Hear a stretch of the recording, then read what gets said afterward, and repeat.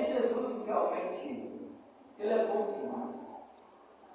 Ele é tão bom que eu não sei explicar a bondade dele. Ele é bom. Jesus, ele vê totalmente diferente. O homem em si, quando ele vê alguém embaixo na lama, ele olha e diz, não tem mais jeito. Não tem mais solução. Não tem mais o que fazer. Jesus é diferente. Jesus olha para o homem, vê o homem na lama e ele diz, eu vou te levantar. Eu vou te erguer. Eu vou te limpar.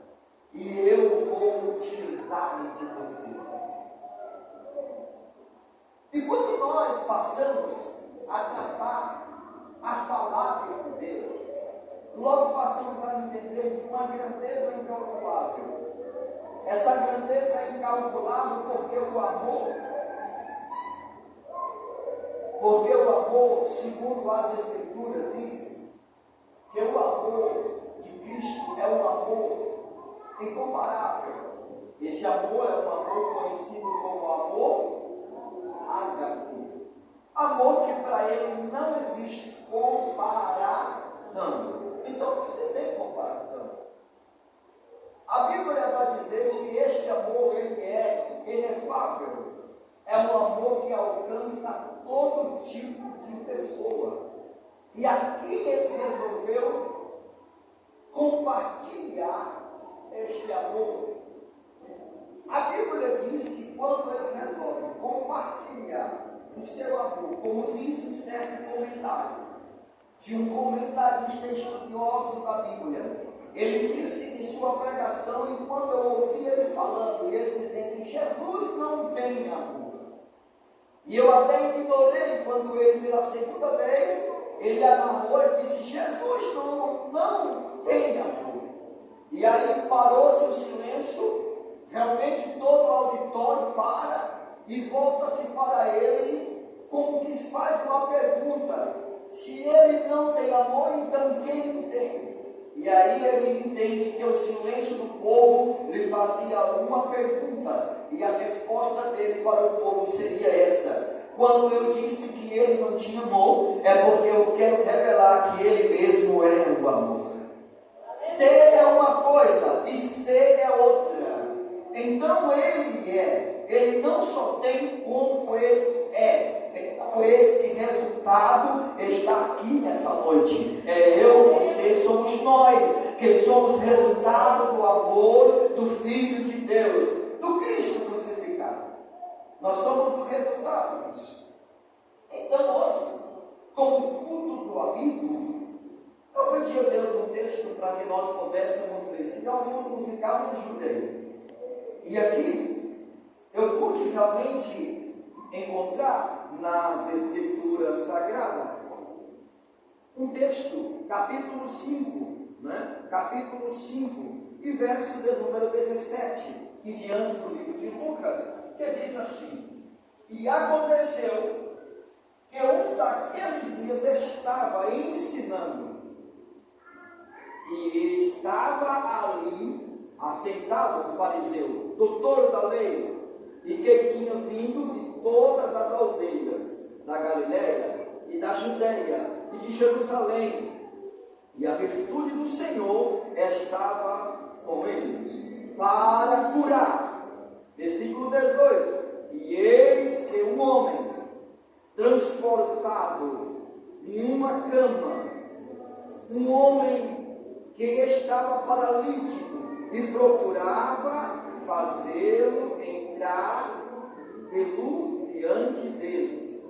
Versículo 19: e não achando por onde o pudesse levar à presença do mestre, por cima da casa, a multidão subiram no telhado, e por entre as telhas abaixaram com a cama até ao meio diante de Jesus. Versículo 20: e vendo ele a fé deles, disse: homem, os teus pecados te são perdoados.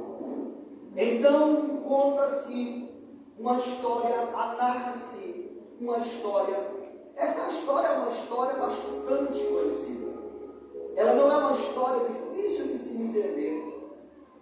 Por quê? Porque essa história é uma história pregada, narrada. Em muitos cultos nós ouvimos esse texto.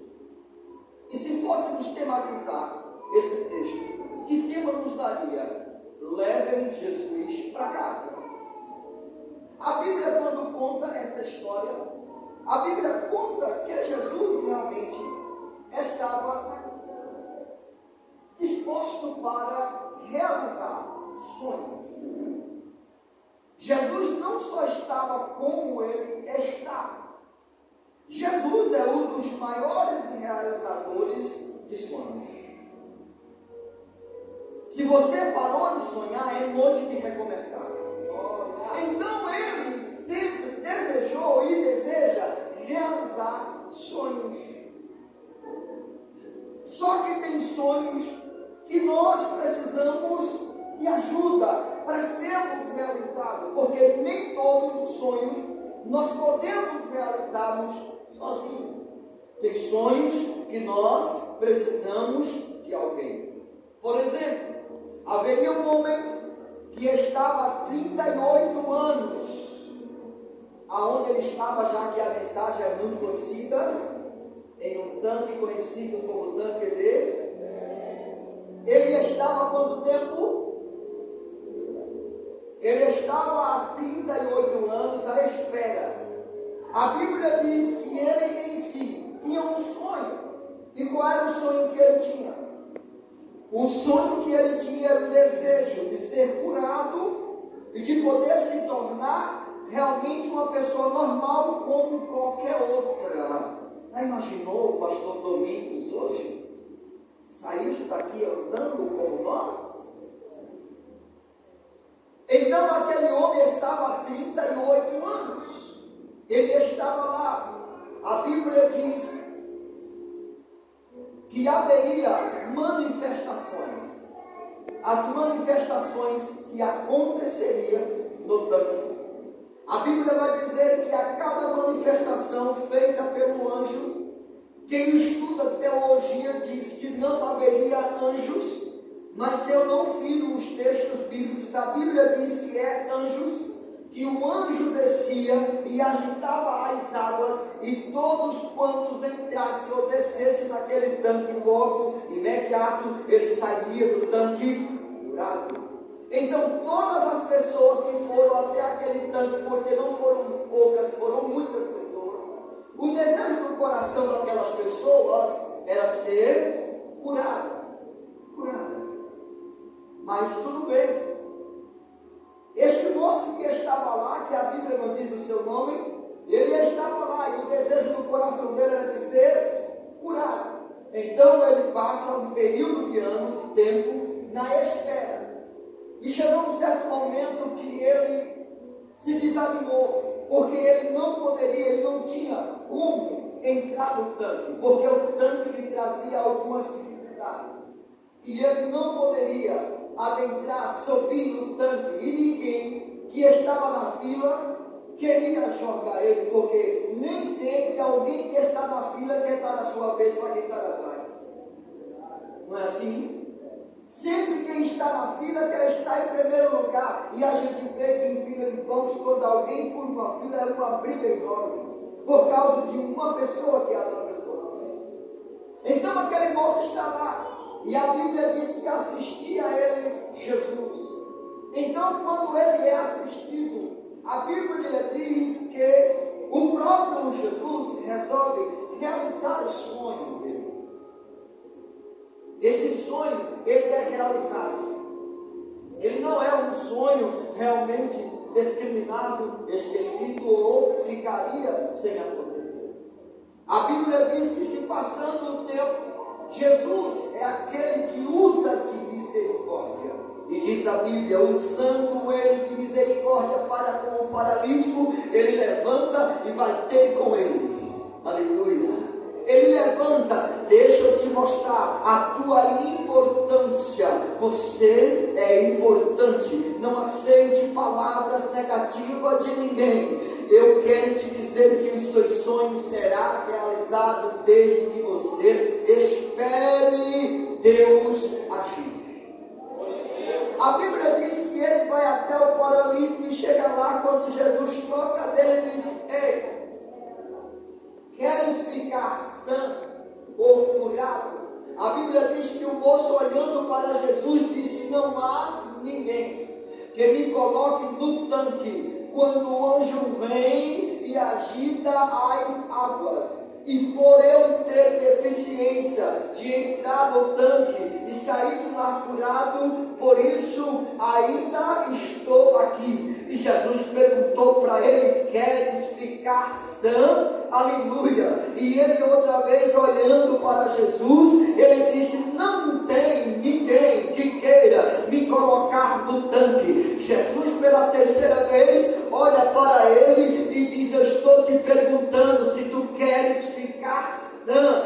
E ele disse: Senhor, quero tudo que eu desejo. E a Bíblia diz que, olhando Jesus para ele, disse: então levanta-te, toma a tua cama e anda e vai para a tua casa. O realizador de sonho está aqui nessa noite para realizar o meu sonho, para realizar o teu sonho, para realizar a promessa que ele nos fez.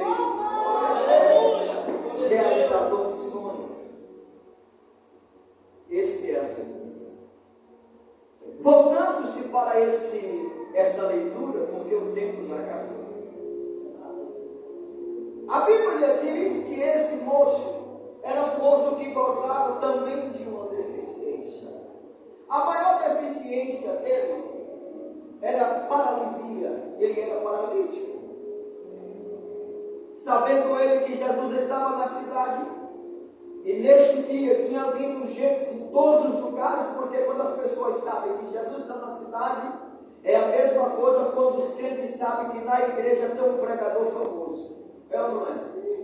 Quando se anuncia que na igreja tem um pregador famoso, que nem Napoleão Falcão, Takayama, outro e outro, aí todo mundo vem, porque é um pregador famoso. Então, ouvindo os irmãos e ouvindo que Jesus estava na casa, na cidade, e Jesus estava realizando sonhos. Meu Deus, quem é que não quer ter sonhos realizados? Quem é? E todo mundo corre. A casa era grande, mas se tornou pequena. Por quê? Porque Jesus estava lá no meio. Então Jesus veio ali para realizar sonhos. Mas a Bíblia diz que quando Jesus estava lá pregando, ele estava ensinando. É por isso que muitas pessoas, eles não me convidam para pregar, porque todas as minhas pregações serão ensinamento. A palavra de Deus nos guia e nos leva para uma eternidade com Deus. Pregar a palavra significa ensinar o evangelho de arrependimento. E a Bíblia diz que agora sente ele um desejo. Então, sabendo que Jesus estava ali e que poderia trabalhar em todas as áreas, já que Jesus é clínico geral, ele é médico para tudo, então eu queria ir. E ele vai. E quando chegou lá, ele se sentiu como Zaqueu. Zaqueu era tão pequeno que não conseguia ver Jesus, mas ele tinha condições de subir numa figueira brava. E o paralítico não tinha condições. A multidão aperta, e agora não tem como entrar. Já imaginou para a gente entrar, uma pessoa que é deficiente, entrar numa multidão, para chegar no meio onde Jesus estava? Mas daí é que eu quero falar agora, da importância do caminho. Então, eu analisei na Bíblia, e descobri 10 características de um bom amigo. 10 características de um bom amigo. E a Bíblia vai dizer que um bom amigo não é aquele realmente só da hora da fartura. Porque existem amigos. Às vezes você fala para você mesmo: eu tenho tantos amigos, mas você só sabe quem é amigo na hora da sua necessidade. Na hora que você precisa de um outro amigo. Tem momento que para você rir, você passa uma tarde inteira com alguém na calçada rindo, falando, conversando, rindo. Mas na hora da sua angústia, no momento que você está chorando e que você precisa de alguém para enxugar as suas lágrimas, você começa a ligar para um, começa a ligar para outro, e quando ele sabe o que você está passando, ele diz: não posso, estou ocupado, não posso, tenho roupa para lavar, não posso, tenho a fábrica para olhar, não posso, tenho isso para resolver, e você fica só, chorando no seu lugar e lamentando a sua própria angústia. Amigo, valorizando o seu amigo. E a Bíblia diz que, estando ele nessa situação, aparece um amigo de bom caráter. Esse amigo resolveu tomar para si o sofrimento dele. Esse é um dos caráteres. Esse amigo resolveu tomar para si o sofrimento dele. Então, o paralítico que não tinha condições de ir a Jesus, tomando ele, e quando ele resolveu tomar do paralítico o sofrimento para ele resolveu ir em busca de alguém para ajudar a quem necessitava. Então ele foi em busca e conseguiu 3. E conseguiu 3, eles colocaram em uma cama e eles conduziram esse paralítico até a casa aonde Jesus estava. Chegando aonde Jesus está, observando e analisando, viram obstáculos. Muitos obstáculos. Como levar esse homem até Jesus? Não tem como. Primeiro, pela porta a cama não passa. Por cima da multidão não dá para levar, porque Jesus está no centro. E o que fazer? Então, juntando as mentes, funciona e gera uma criatividade. No meio dos 4, um para e pensa e toma atitude. Já achei. Que atitude? Já que nós não conseguimos entrar pela porta, vamos por cima. Porque se nós entrarmos pela porta, mesmo que a gente consiga, mas a multidão não vai deixar, a gente vai ter que machucar muita gente para poder chegar até Jesus. E o segredo é chegar até lá sem machucar ninguém. Nós precisamos chegar até o Mestre sem machucar ninguém. Já sei o segundo, eu tenho uma ideia. Que ideia? Nós precisamos levar ele até a presença de Jesus. E a ideia é essa: a gente vai subir por cima da casa. A gente vai arrumar um jeito de subir por cima da casa. Então eles arrumam uma escada e eles sobem e começam a desentelhar a casa. E eles manejam mais ou menos o centro de onde Jesus está.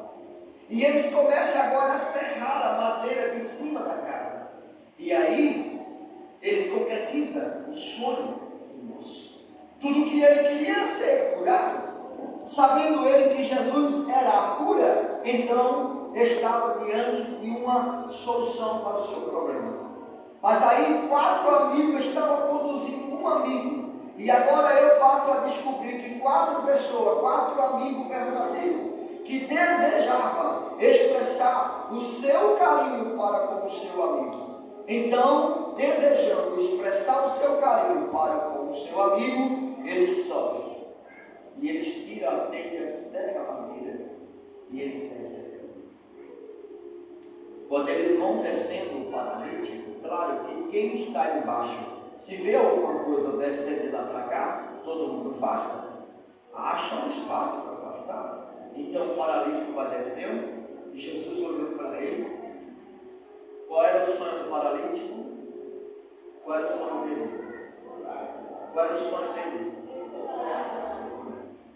Mas o de Jesus com ele não era isso. Ele tinha um sonho diferente do que Jesus tinha. Jesus olhou para ele e disse: ei, moço, paralítico, para que te digo, perdoados serão os teus pecados. Mas era isso que ele queria? Não. Ele estava em busca de uma cura física. Jesus disse: primeiro eu quero curar o teu espírito, primeiro eu quero curar a tua alma, primeiro eu quero cuidar daquilo que me agrada, daquilo que vem para mim. O restante vai ficar aí, deixa que a terra cuida. Mas perdoados que são os teus pecados. A Bíblia diz que quando Jesus olhou para o paralítico e disse: perdoados são os teus pecados, causou um assusto, pastor Domingo, para os amigos. Eles pararam. Jesus, perdoados são os teus pecados. Oh, aleluia! E agora ele olha e ele fica como quem sem entender. Jesus olhou, todo mundo parou, e as pessoas esperavam uma outra coisa. Todo mundo esperava que ele fosse curado. E não que ele tivesse realmente os seus pecados perdoados. Ele queria a cura, mas Jesus queria perdoar os pecados. Então, Jesus fala em ele. Os fariseus se murmuram, um procurando para outro e diz: quem pode perdoar pecado senão Deus? Eles não acreditariam que o Filho de Deus tinha autoridade para perdoar pecado, porque não saberia eles que ele veio exatamente para o perdão do pecado. Jesus olhou assim para a multidão e disse: por que vocês pensam em vossos corações que o Filho do Homem não tem poder para perdoar pecado? Por que vocês murmuram contra o Filho do Homem? E a Bíblia diz que Jesus, olhando para todos, e disse: ei, para que vos saiba que o Filho do Homem tem poder para perdoar pecado, a ti te digo, paralítico, levanta e anda. E o paralítico agora acaba recebendo a segunda vez a ordenança por Jesus Cristo: levanta-te e anda. E logo o paralítico ficou curado. Veio a realização de um sonho do paralítico, mas o sonho do Senhor Jesus era curar a alma do homem. E o que é que eu quero dizer com isso? O que eu quero dizer com isso é que a importância de um amigo tem muito valor. Amigo de verdade conduz alguém à presença de quem pode resolver o problema dele. Você tem um amigo alcoólatra? Você sabe quem pode resolver o problema dele além da casa de recuperação? Jesus. Você conhece aí realmente uma pessoa que é usuário de droga?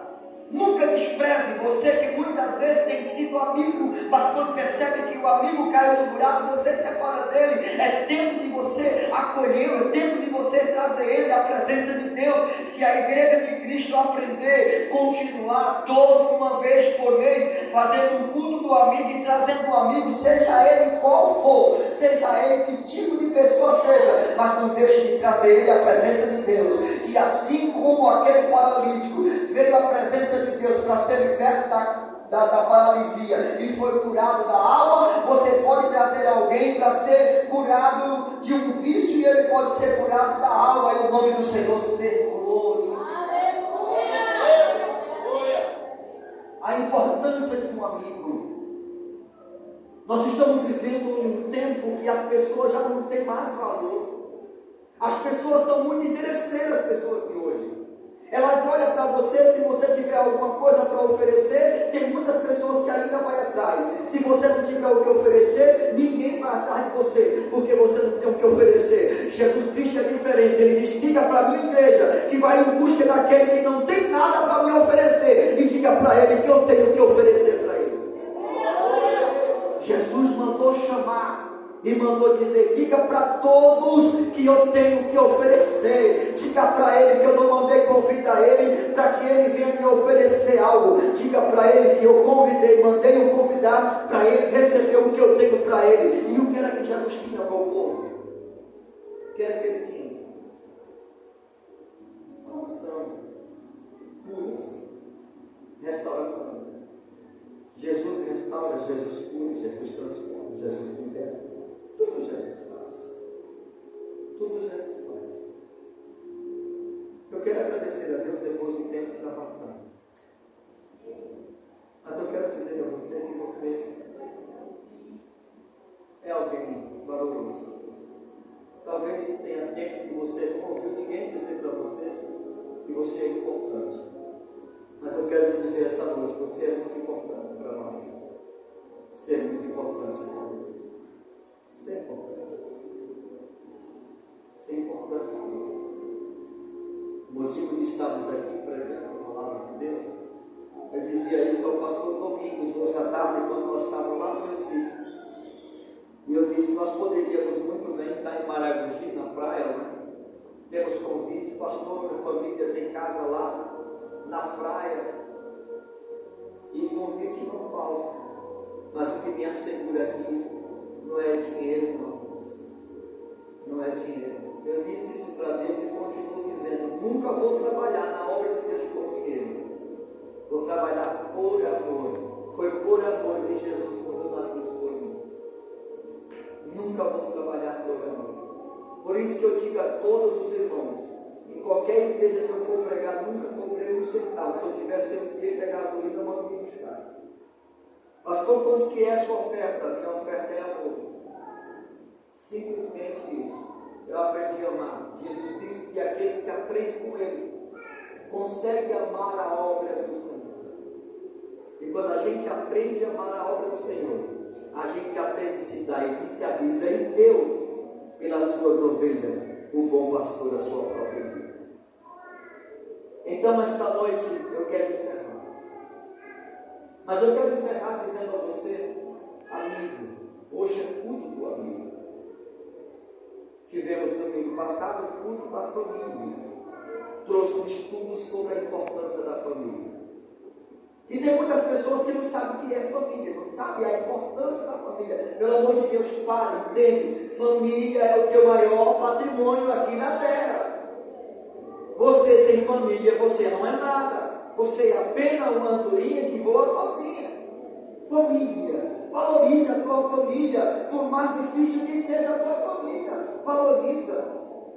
Segundo, ninguém sobrevive sem amigos. Paulo disse que a amizade é melhor que dinheiro no banco. Foi Paulo que disse isso. Por que Paulo disse que a amizade é melhor que dinheiro no banco? Tem tantas pessoas com dinheiro, mas não conseguem fazer nada. Porque está em cima de uma cama e nem sequer ir no banco te dar o dinheiro, não pode. Hoje está bom, hoje você compra e paga pelo celular o aplicativo. Mas antigamente você não fazia isso, tinha que ir no banco. Mas uma feira que se compra deve trazer em casa onde aí você esteja. Mas quando Paulo disse que um amigo, uma boa amizade, agora cuidado, não é toda amizade, não é todo mundo que é amigo. Não. Tem pessoas que não precisam, que não merecem ser seu amigo. A boa amizade é aquela que realmente te leva para o centro da vontade de Deus. E ninguém sobrevive sem amigos. Amigos. Eu tenho um bocado de amigos, mas eu tenho amigos íntimos. Eu tenho amigos íntimos. Eu tenho vários amigos, mas eu tenho um amigo íntimo. Um amigo íntimo. Esse amigo íntimo, ele sabe tudo de mim. Eu digo tudo para ele. Tudo que acontece comigo. Quando eu estou arrasado por dentro, eu não posso chegar aqui e dizer para a igreja que eu estou passando por problema A, problema B, mas o meu amigo, eu digo a ele: meu filho, eu preciso conversar com você, Senhor. Eu estou assim, eu preciso. Porque nem sempre, por mais inteligente que você seja, vai ter momento que você vai estar cheio, a cabeça, a mente vai estar esgotando de tanto problema. E você precisa de um amigo para você chegar perto do seu amigo e contar tudo para ele. O seu amigo ter condições de lhe ouvir e dizer assim: eu vou te ajudar. Eu vou orar e Deus vai mostrar uma saída.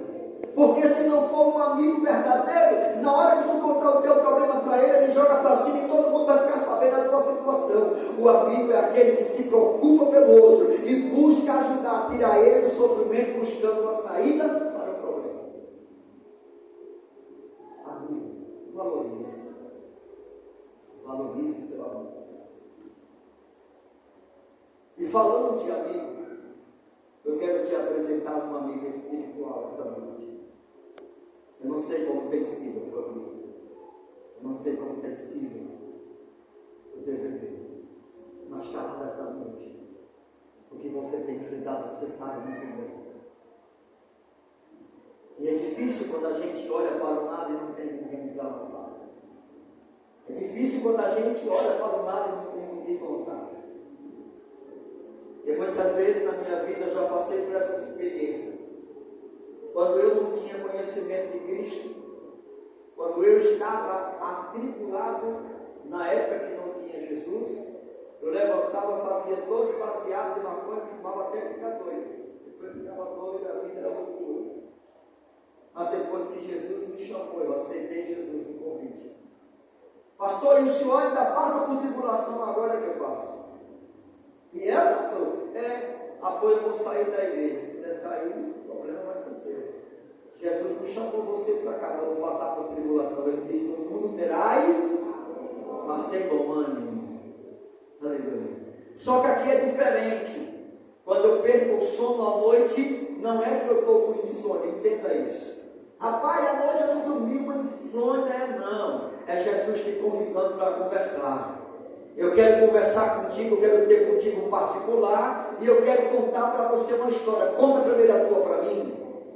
Quando você terminar de contar a sua história para mim, eu vou lhe mostrar uma saída. Porque ninguém entra na presença de Jesus chorando para sair de lá chorando. Você entra na presença dele chorando, mas você sai de lá sorrindo, dizendo: encontrei a saída. Encontrei a saída. Ele tem a saída. Glória a Deus. Então Jesus quer que você conte a sua história. Depois que você contar a sua história, você vai ouvir a história. Jesus estava no mar e chega um monte de pessoas arrastando uma mulher e disse: mestre, essa mulher, ela precisa ser morta, foi apanhada em ato de adultério. Jesus olhou para ela, para aquela mulher triste, totalmente entristecida, sem razão para a vida.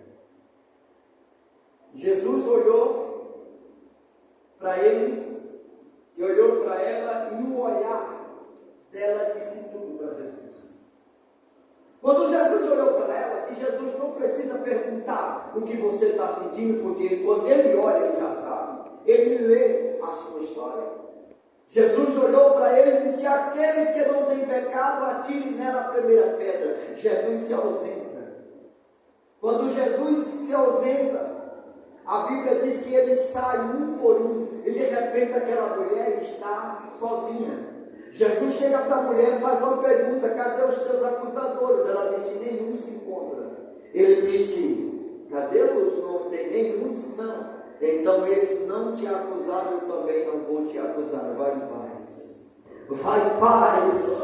Ei, deixa eu te dizer uma coisa: no teu sofrimento Jesus tem paz. Aonde há derrota, Jesus chega trazendo uma nova história de paz. Ah, quem pensou que ia te matar, vai ver você voltando para casa cheio de paz, com uma direção de Deus na vida.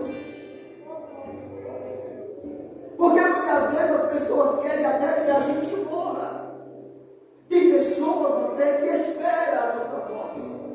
É como se a nossa morte para eles fosse vitória. Nós estamos cheios de acusadores. Tem pessoas apontando para tudo quanto é lado. Tem pessoas realmente matando um ao outro. Mas Jesus está dizendo essa noite: vai em paz e não peques mais. Eu quero perguntar a você que está aqui nessa noite, que ele não tomou a sua decisão. Você que está afastado dos caminhos do Senhor. Você precisa voltar para casa com a direção de Deus. Você precisa voltar para trás, para casa com uma nova direção. E essa direção é Cristo. Jesus te chama nesta noite. Ele está dizendo: filho, vem com uma nova direção. Vem. Eu quero realmente mudar a tua história. Talvez o teu cenário seja um cenário de tristeza, de fadiga, de angústia. Mas eu quero trabalhar, isso depende de você. Aquela mulher, quando ela chegou diante de Jesus, e Jesus disse: vai, filho, vai em paz, e não peques mais. Ela sai. Vai dizer um comentarista que ela sai andando, mas lá na frente, quando ela já vai distante, Jesus diz: ei! Ela para e olha. E ele diz: e se por acaso pecares, estarei eu como advogado diante de vós. Se por acaso pecares, vai aparecer novamente novos acusadores. Mas lembre-se que eu serei o teu defensor. Jesus está aqui para defender você. O inferno todo está tentando levar você às profundidades. Mas Jesus está dizendo: eu quero ser teu defensor, estou aqui para te defender. Jesus quer escrever o seu nome no livro da vida. Se você aceita Jesus escrever o seu nome no livro da vida, Jesus te chama. Ele está te chamando. Cadê você que quer aceitar Jesus escrever o seu nome no livro da vida? Vai continuar assim? Desse jeito está bom para você? Se está, não tem problema.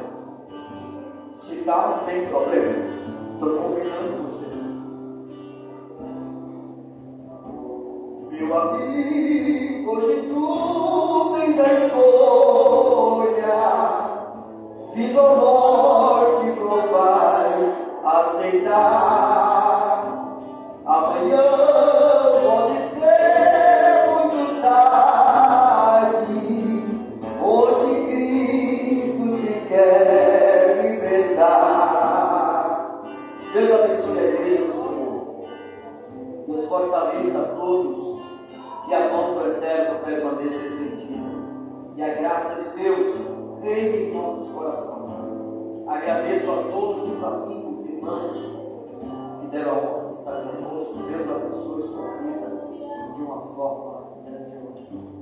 Quarta-feira, nosso grande culto de doutrina, ensinamento da palavra de Deus. Quem teve aqui quarta-feira, gostou do estudo bíblico? Quarta-feira, nós estamos de volta na conclusão. Quinta-feira, nosso culto de ciclo de oração. De 6 às 9, mais uma hora de oração. Sábado, não é sábado agora? Nosso grande culto em ação de graça na casa do nosso diácono Silvio. Na sexta?